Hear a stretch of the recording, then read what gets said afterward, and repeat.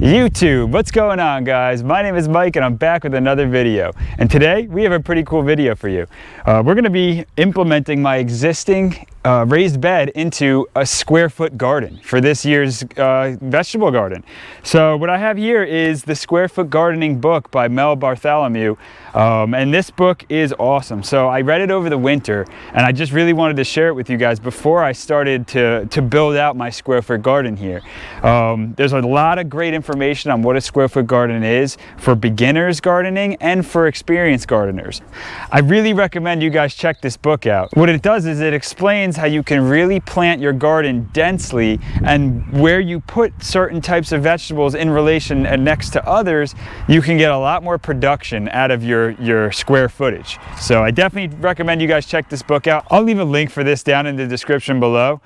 Just a little disclaimer, I'm not sponsored or affiliated with the Square Foot Gardening Association in any way, shape, or form. I just read this book over winter and I really liked it. So you can find that down in the link below. Let's go ahead and clean this garden bed up because as you can see, there's a lot going on here. I'll explain what's going on in the bed, but we got to get the outside of the bed cleaned up because it's just a little unsightly right now.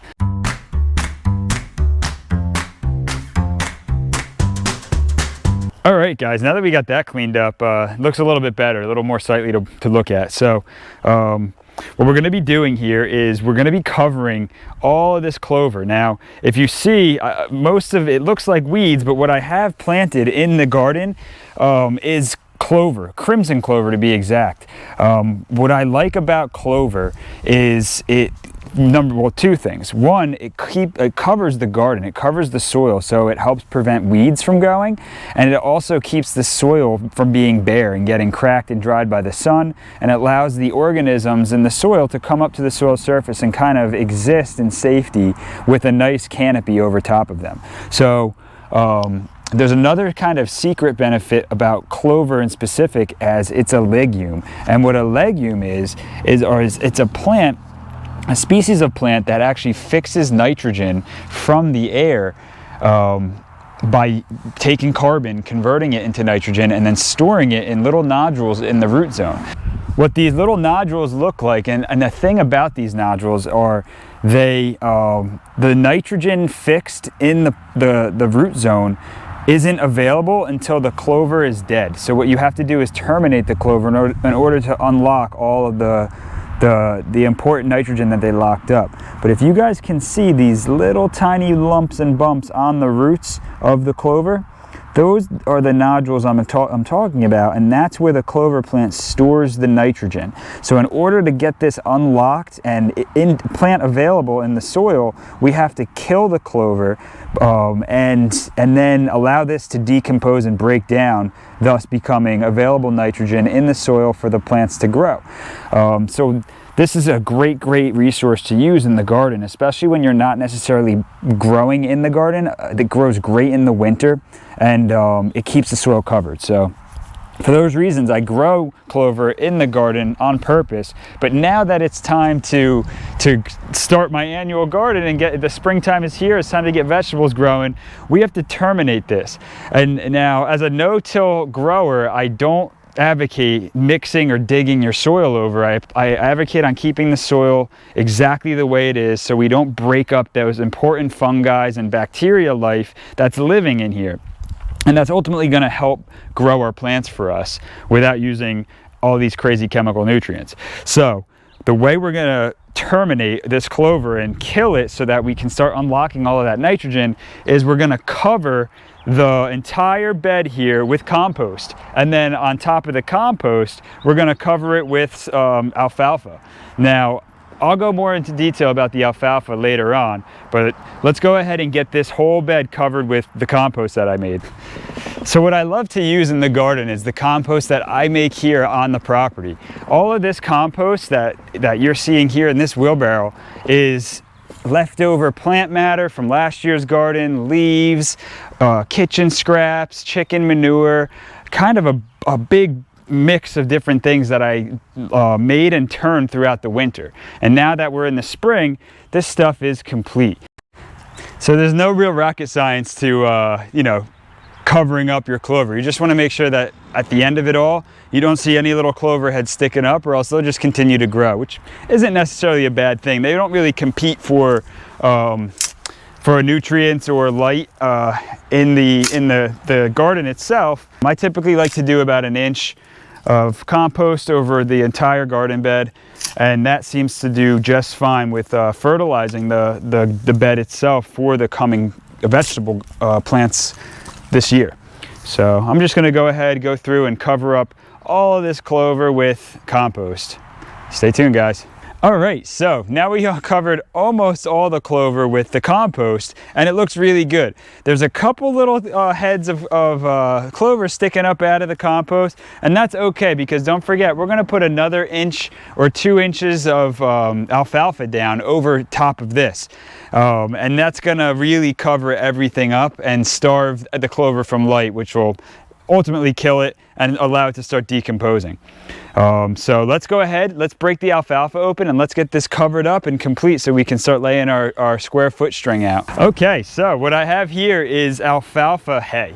Now, the difference between alfalfa hay and just regular straw is that alfalfa has a little bit more nutrient in it, and also it contains a microorganism called protozoa. And what protozoa does is it acts as the predatory creature in the micro world, meaning it eats the other bacteria and then helps cycle the nutrients locked up in that bacteria to more plant available forms. So by adding alfalfa hay to your garden, you're effectively adding protozoa on top of your compost, which is made up of a lot of bacteria. So you're creating kind of an ecosystem right on top of the soil surface that you're going to be planting your garden into, creating a wonderful environment for plants to grow. Also, one more note about any kind of straw or a mulch layer is it's going to help keep your soil moist and the surface shaded and protected from the sun. So this is going to reduce your water bill if you create a thick enough layer, of course, so that water doesn't evaporate out of it. And that could be said with mulch, wood chips, alfalfa, straw. You can really use anything as a mulch layer, but in this case we're using alfalfa and getting a slew of benefits from it. So let's go ahead and get this layered onto the garden.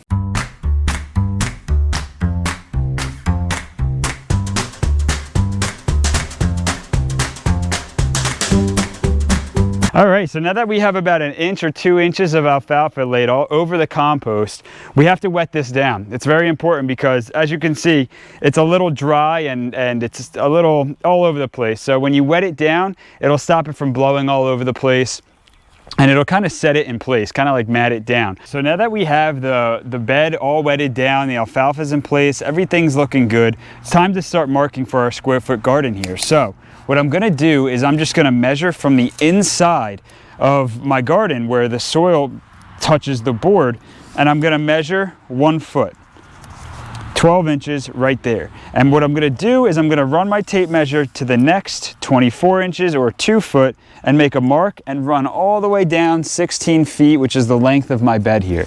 So let me go ahead and get started on this. So now I'm on the shorter side of my bed here, and this is where it gets a little tricky because, like I said, I didn't initially make this bed as a square foot garden. I'm converting it into a square foot garden. So what I have to do is I have to measure from inside to inside, which I've already measured and found it was 57 inches. So if you can do the math, I couldn't in my head, I had to use a calculator, but it doesn't come out to 12 inches. What it comes out to be is 14¼ inches. And that's how I can get an even amount of marks so that I can make a square foot, but in this case it'll be a square rectangle, slightly rectangle. So what I'm going to do now is I'm going to go and I'm going to mark 14¼ on my board here, and that's where I'm going to run my line every 14¼ So in this case it's 14¼ and then 14¼ would put you at 28½. But I'm just going to mark 14¼ along the whole way so that I don't make any mathematical mistakes. But it should come out to be 57 inches at the end of it. After doing 14¼ I'm ended with 1, 2, 3, 4 boxes that are going to be going long ways, and then I'll have 16 1-foot boxes going this way. So they'll be slightly rectangular, but I'm not sure the plants are gonna notice. So let's go ahead and get our nails put in, and then we'll start running our string, and you guys can see the visual of what makes this a square foot garden. So we have our materials now. Once you get to the point where everything's marked, you can now start hammering your nails. So what I picked up were just 3/4 inch roofing nails. Now you can find these at any local box store. I'll put a description to them down in the link below in case you wanted to just purchase them online.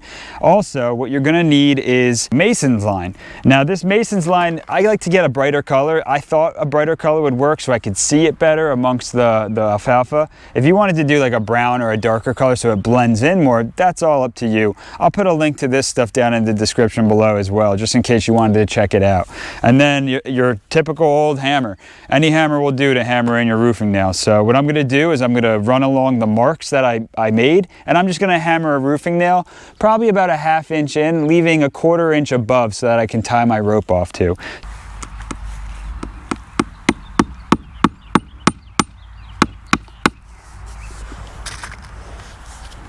Okay, so we went around and we put all the nails in. Now it's time to run our string. So there's an easy way to do this. You don't have to run the string and then cut it, tie it, run it, cut it, tie it. You can just tie it in one place, and then you could run it down along the length and then kind of loop back around. So I'll show you guys how to do this. This is an old trick that I learned from some construction guys.